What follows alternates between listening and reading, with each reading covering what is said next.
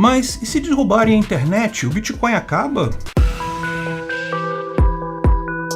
Essa é a Visão Libertária, sua fonte de informações descentralizadas e distribuída. Um grupo de pesquisadores brasileiros realizou a primeira transação de Bitcoin na Lua. Sim, Elon Musk tá doido para fazer transações de criptomoedas no espaço, na Lua, em Marte, sabe-se lá mais onde, mas quem chegou na Lua primeiro foram os brasileiros. No dia 24 de abril de 2021, os pesquisadores e entusiastas de Bitcoin, Márcio Gandra, Rafael Silveira, Narcélio Filho, André Alvarenga e Paulo Júnior, fizeram um projeto que consistiu em uma transação de Bitcoin, iniciada em Belo Horizonte, Minas Gerais, e encerrada em Campinas, São Paulo, passando pela Lua. Sim, o valor de 0.0001854 Bitcoin foi confirmado no bloco 681167 no dia 29 de abril de 2021. Foi a primeira transação de Bitcoin feita com a Lua de intermediário. Vamos entender como esse grande feito, projetado pelo Márcio Gandra e o Rafael Oliveira, aconteceu.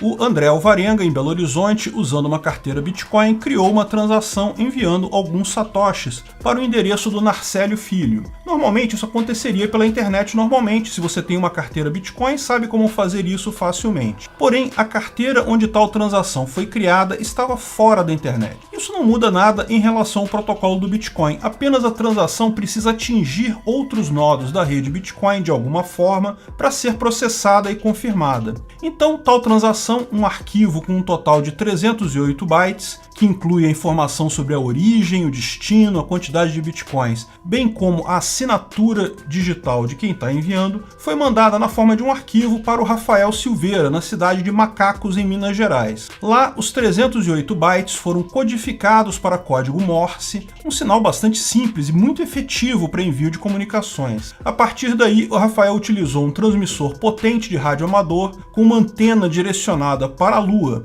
A Lua naturalmente reflete sinais de rádio, portanto, o sinal bateu na superfície da Lua e foi jogado de volta à Terra, onde foi captado na cidade de Campinas, São Paulo, por um receptor de alto ganho pelo Paulo Júnior. Como você pode imaginar, essa transmissão foi trabalhosa. Embora sejam apenas 308 bytes, existe um grande número de perturbações e mesmo a questão geométrica é delicada. Qualquer pequeno desvio nas antenas e elas perdem o sinal. Porém, conseguiram fazer a transmissão com sucesso. Essa técnica é conhecida como EME, Earth, Moon, Earth, ou seja, Terra, Lua, Terra, e foi descrita academicamente no início dos anos 1940. Porém, até aqui não se tem notícia que alguém tenha usado tal técnica para enviar uma transação de Bitcoin usando a reflexão na Lua. A transmissão recebida pelo Paulo Júnior em Campinas foi então transformada novamente de código Morse para um arquivo tradicional eletrônico, hexadecimal, e colocada em um nodo tradicional do Bitcoin.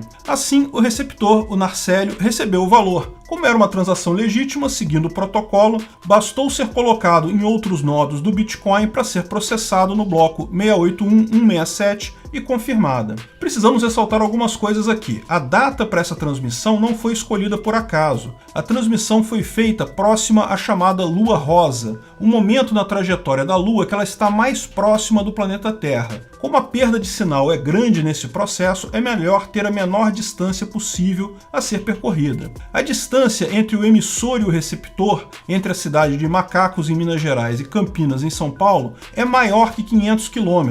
Isso impede uma linha visada entre ambos, ou seja, não seria possível que o pessoal em Campinas estivesse, sem querer, ouvindo diretamente o sinal de rádio emitido lá de Macaco. Isso garante que, de fato, o sinal foi até a Lua e voltou. E além disso, é importante avisar, todos os softwares usados no processo foram softwares livres. No final, o grupo ainda brincou com Elon Musk transmitindo uma mensagem para ele. Eu sou o primeiro Bitcoin a chegar até a Lua. Nós fizemos primeiro, Elon.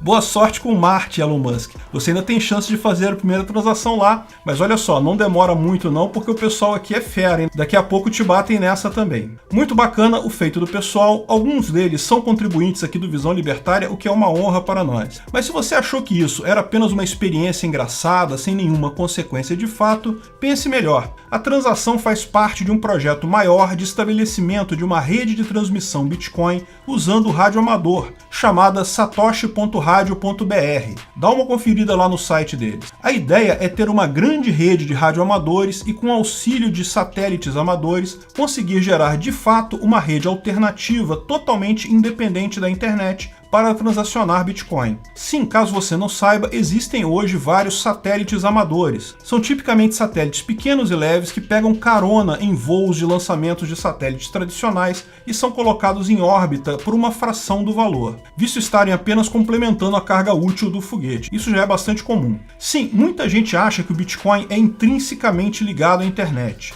Não tenha dúvidas, ele, como todas as criptomoedas hoje em dia, são sim primariamente usadas na internet, mas pela mera disponibilidade desse meio. A internet hoje em dia é algo bastante simples de ser usado. Se você está vendo esse vídeo, certamente você está com uma conexão de internet aí. Isso, porém, evidentemente pode gerar um risco, e se o governo resolver desligar a internet para impedir o Bitcoin vai acabar nessa situação? Esse tipo de proposta, desligar a internet, é meio sem sentido, porque, de fato, hoje em dia, o governo depende muito mais da internet até do que o indivíduo normal. Toda a sociedade funciona com base na internet de fato. Todo o sistema financeiro hoje em dia usa a internet, inclusive militares e outros órgãos do governo. Hoje tudo é muito dependente da internet. Dessa forma, se o governo resolver desligar a internet, é provável que ele próprio se desintegre mais rápido ainda do que o resto da sociedade. Mesmo firewalls e dispositivos de proteção que alguns governos, particularmente governos de esquerda, adoram fazer esse tipo de censura, mesmo que usem isso para tentar impedir o uso livre da internet, no final das contas, eles não protegem nada. Com a VPN correta, consegue-se contornar todos eles, como mostra o pessoal lá na China acessando sistemas que bem entendem. A internet é essencialmente libertária e descentralizada.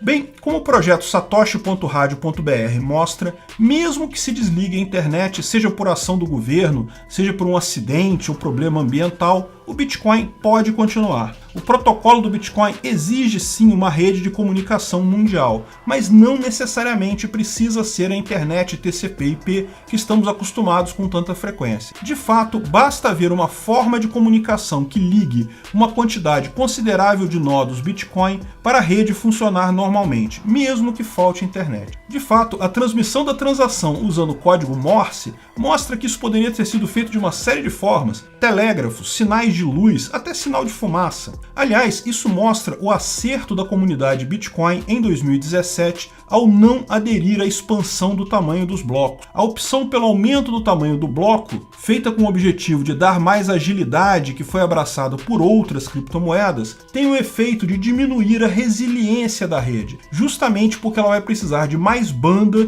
para cumprir sua função.